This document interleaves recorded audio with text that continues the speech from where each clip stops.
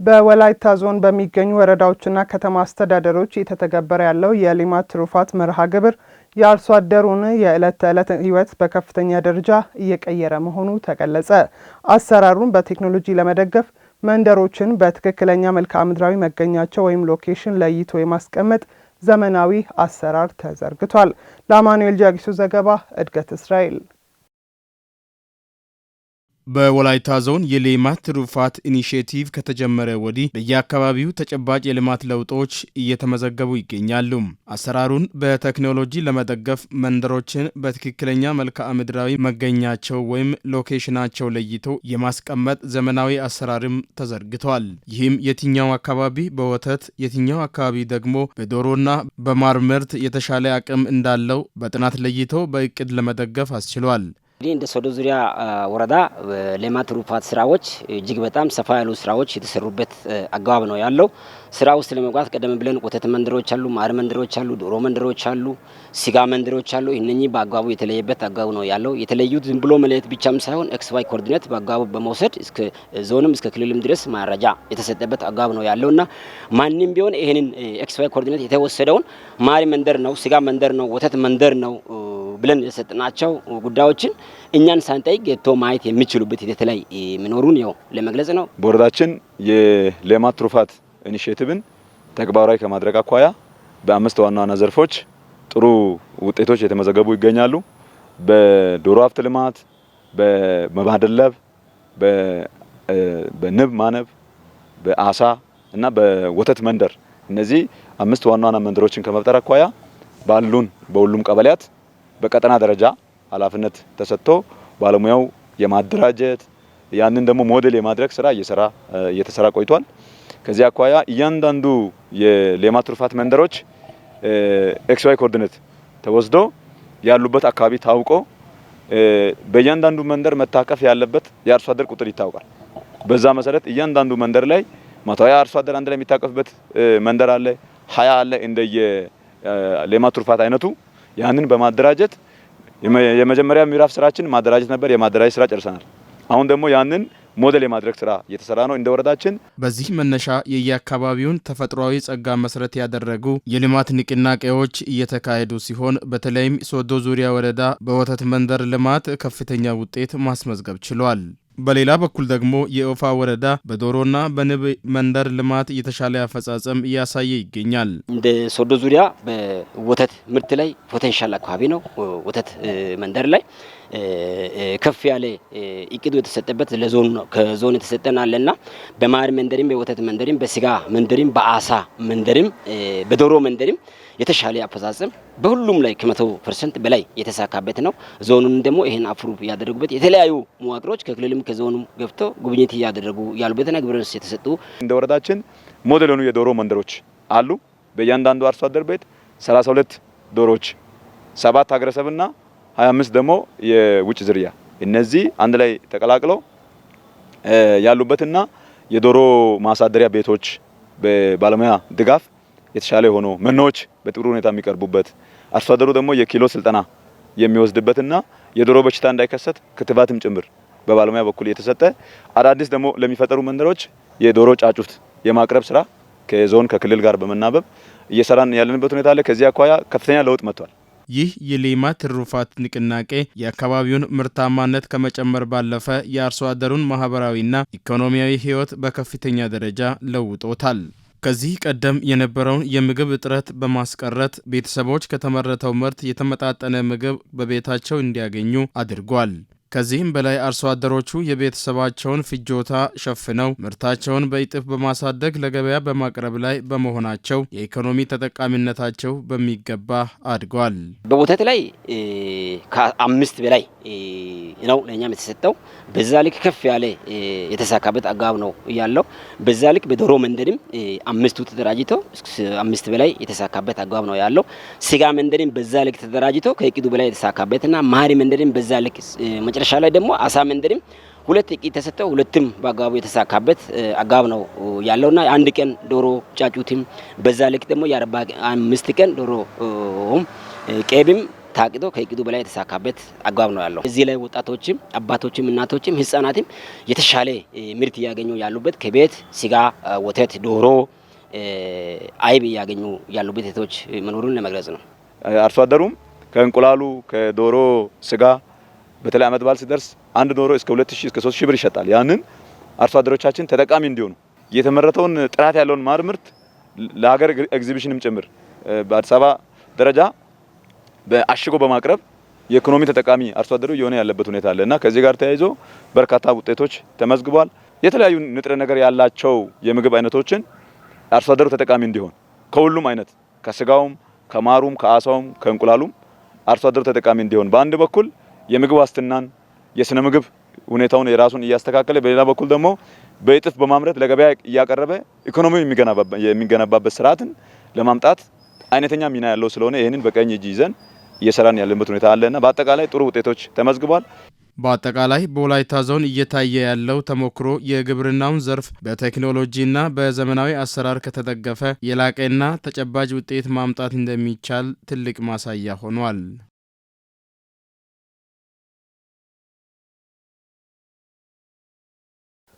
በጥቂት ዓመታት ውስጥ የአባላት ቁጥርና የካፒታል አቅሙን በማሳደግ ጠንካራ የብድርና ቁጠባ አክሲዮን ለመሆን ወጥኖ እየሰራ እንደሚገኝ ወላይታ ሶዶ ፖሊቴክኒክ ኮሌጅ የመንግስት ሰራተኞች ቁጠባና ብድር ማህበር አስታወቀ። ማህበሩ ያለ አንዳች እንግልት ከቆጠቡት ገንዘብ በመበደር የችግር ቀን ያለፉበትና የኢኮኖሚ ተጠቃሚ የሆኑበት ስለመሆኑ የማህበሩ አባላት ተናግረዋል። ማህበሩ ከማስቆጠብ ባለፈ ጠንካራ የብድር ስርጭትና የብድር አመላለስ ስርዓት የተዘረጋበት መሆኑን የወላይታ ሶዶ ከተማ ህብረት ስራ ጽህፈት ቤት አስታውቋል። አለማዩ አልቶ ተጨማሪ አለው።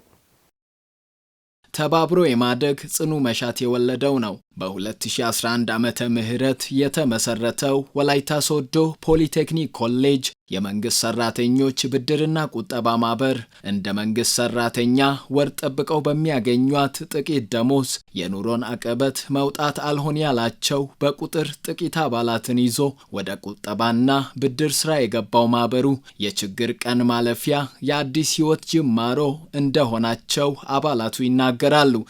ለየት የሚያደርገው እዚህ ብድር ተጠቅመን ብድር በመውሰዳችን ተጠቃሚ ነን። ተመልሰን ደግሞ ከዛ ብድር ውስጥ ደግሞ ለኛ 40% እጣ ወደኛ አንተ ላይ ነው የሚሆነው እና በዚህ የተነሳ ይሄ ተቋሙ እንደ ብድር ተቋም የተሻለ ወደ ቀጣይ ደግሞ ስቴፕ ላይ እንደ ተቋም ትላልቅ አክሲዮን እንዲሆን እንፈልጋለን። በጣም ጠቅሞኛል። እኔ 2011 ላይ ነው ጀመርኩት።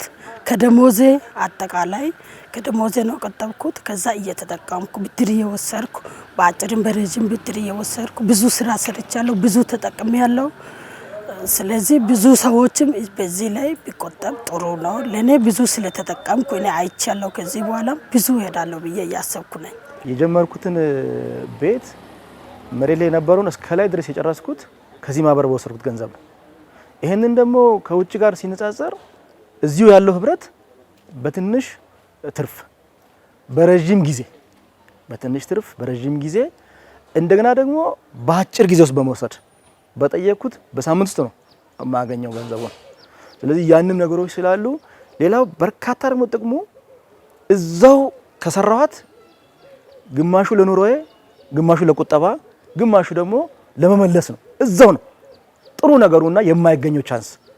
ጥቂት አባላትን ይዞ የብድርና ቁጠባ ስራ የጀመረው ማህበሩ በአሁን ሰዓት ወደ 10 ሚሊዮን በሚጠጋ ካፒታል እየተንቀሳቀሰ እንደሚገኝ ያነሱት የማህበሩ ሰብሳቢ አቶ አፈወርቅ ደመቀ ማህበሩ በጥቂት ወለድ ረጅምና አጭር የብድር አገልግሎት ስለሚሰጥ የአባላቱ ተጠቃሚነት የጎላ ስለመሆኑ አመላክተዋል። ሌሎች አበዳሪ ተቋማት የሚሰጧቸው ወለድ ክፍያቸው ከፍ ያለ ነው። ይሄ ከፍ ያለ ወለድ ሲኖር እዚህ ያለ ሰው እንግዲህ የራሱን ጉዳይ ችግሩን ለመቅረፍ የሚጠቀመው ከጥቅሙ አብዛኛው ሚስ ጉዳት ስለሚጎዳ እዚህ ያለ ነገር ግን በዝቅተኛ ወለድ ሰፋ ያለ ብድር በማግኘት ችግሩን የመቅረፍ ነገሩ ሰፊ ነው። እንደ አደራጅ ተቋም የኦዲት ቁጥጥር፣ የክህሎት ስልጠናና መሰል ድጋፎችን ተቋማቸው ለማህበሩ እያደረገ መቆየቱን ያስታወሱት የወላይታ ሶዶ ከተማ ህብረት ስራ ጽህፈት ቤት ኃላፊ አቶ አየለ ዱጤቦ ማህበሩ የዘረጋው ጠንካራ የቁጠባና ብድር አመላለስ ስርዓት አባላቱ በማህበሩ ላይ ያላቸው አመኔታ እያደገ እንዲሄድ ማስቻሉን ይገልጻሉ። በየጊዜው እየጨመረ የመጣበት ሁኔታዎች አሉ። በእያንዳንዱ ዘርፍ በአባላት ቁጥር አንፃር፣ ከካፒታል መጠን አንፃር፣ ከቁጠባ ከማሰባሰብ አንፃር፣ ብድርም ከማሰራጨት አንፃርም ከማስመለስም አንፃር አልፎ ተርፎ ስራ እድል ከመፍጠር አንፃር እዚህ ጋር የሚሰሩ ሂሳብ ሰራተኞች አሉ። በሂሳብ ሰራተኝነት ተቀጥሮ የሚሰሩ አሉ። ስለዚህ እስከዛ ድረስ ማህበሩ በየአመቱ እድገት እያሳየ የመጣ ማህበር እንደሆነ ተመልክቻለሁ። የማህበሩ መስራች አባላት የፖሊቴክኒክ ኮሌጅ ሰራተኞችና መምህራን ቢሆኑም በጋራ የማደግ ህልም የሰነቁ ሌሎች የማህበረሰብ ክፍሎችን በማካተትና የማህበሩን ካፒታል በማሳደግ ተመራጭ የብድርና ቁጠባ አክሲዮን ለመሆን እየተሰራ ይገኛል። ይሄ ማህበር እየሰፋ ሲመጣ ነገ ወደ ባንክ እንደ ሌሎች ተቋማት የማደግ እድሉ የሰፋ ነው። ለማስፋት ደግሞ እዚህ ተቋም ውስጥ ያለ ማህበረሰብ ብቻ ሳይሆን ከተቋሙ ውጭ ያሉ ማህበረሰብም የመንግስት ሰራተኞችም ሌሎችም አሰራር በጠበቀ መልኩ ሁሉንም አክፈን በጋራ ማሰራት ነው። አብረን በጋራ ማደግ ነው። ዋና ነገሩ በጋራ ማደግ ነው የምንፈልገው። አብረን በጋራ ማደግ ነው የምንፈልገው ነው። ይሄን እድገት ለማሳካት ሁሉም አባላት የራሳቸው ሚና መጫወት አለባቸው። ዛሬ ትላንት ምንም ካልነበረም ዛሬ እዚህ ደረጃ ደርሰናል። ነገ ደግሞ ከዚህ ተነስተን ነገ የተሻለ ደረጃ ልንደርስ ነው ያለነው። ቅድም ያልነው የተለያዩ ተቋማት ጋር እስከ ባንክ መድረስ የምንችለው ራዕይ ሰንቀን ነው እንግዲህ እየተጓዘን ያለነው ማለት ነው። ፔሮል ቁጠባቸውን እየሰበሰበ ብድር ተመላሽን እየሰበሰበ እና ሌሎች ከዕጣ ሽያጭ የሚሰበሰቡ ገንዘቦችን በመሰብሰብ ለነሱ በራሳቸው ካዜና እያስገባ ድጋፍ እያደረገ ቆይቷልና እኛም ያው እንደ አደራጅ መስሪያ ቤት ሞያዊ የሆነ ድጋፎችን እያደረግን የቆየንበት ሁኔታዎች አሉ። ይሄው ወላይታ ሶዶ ፖሊቴክኒክ ኮሌጅ የመንግስት ሰራተኞች ብድርና ቁጠባ ማህበር ሁሉም አባላት በተገኙበት በዛሬው ዕለት ዓመታዊ ጉባኤውን አካሂዷል።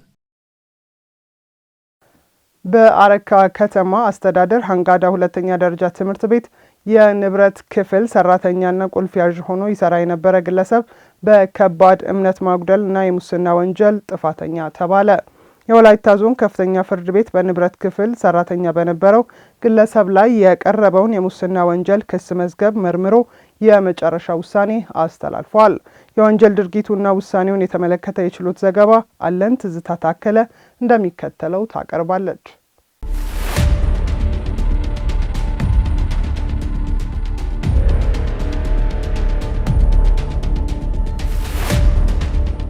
ከጊዜ ወደ ጊዜ እየተስፋፋ የመጣው ያልተገባ ጥቅም የማግኘትና የራስ ያልሆነን ገንዘብ የመውሰድ እንዲሁም በአቋራጭ መበልጸግ ፍላጎት በርካታ የእምነት ማጉደል ወንጀሎች እንዲፈጸሙ በማድረግ ላይ ይገኛል። የወላይታ ዞን ከፍተኛ ፍርድ ቤትን መዝገብ ስናገላብጥ ያገኘነው የፍርድ ውሳኔ እንደሚያመላክተው በንብረት ክፍል ሰራተኛ የነበረው ተከሳሽ ሀብቴ ዳንጋርሶ በፈጸመው የሙስና ወንጀል ተጠያቂ ሆኗል።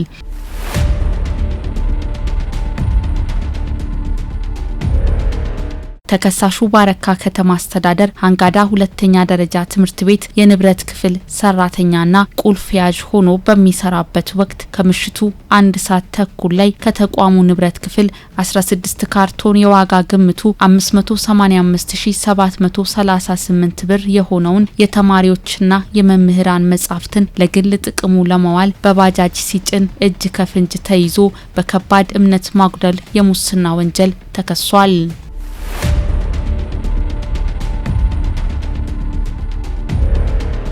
የወላይታ ዞን ፍትህ መምሪያ የሙስና ወንጀል ጉዳዮች ከፍተኛ አቃቤ ሕግ ያቀረበውን የክስ ማስረጃ የተመለከተው የዞኑ ከፍተኛ ፍርድ ቤት ተከሳሹን ጥፋተኛ በማለት በ3 ዓመት ከ3 ወር ጽኑ እስራትና በ5000 ብር የገንዘብ መቀጮ እንዲቀጣም ወስኗል።